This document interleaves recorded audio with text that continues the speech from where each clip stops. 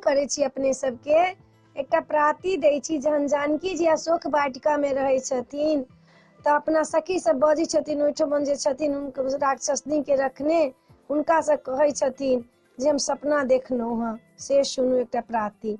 सपना देखला अजगूत हे जननी,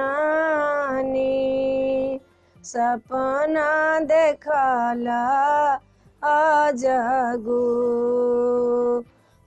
दुई पुरुष हम अबैत देखला, एक श्यामल एक गोर हे जननी,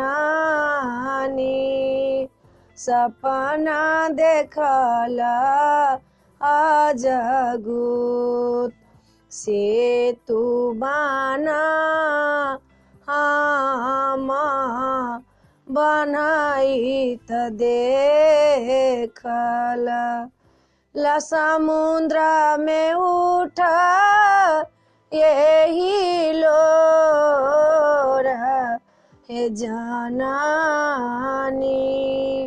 ई सपना देखला अजगूत, सपना देखला अजगूत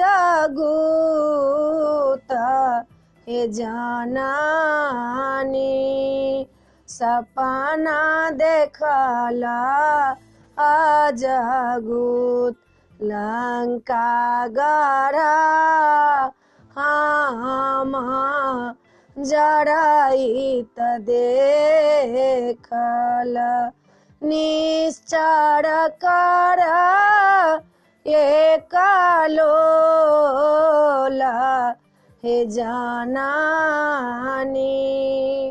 सपना देखला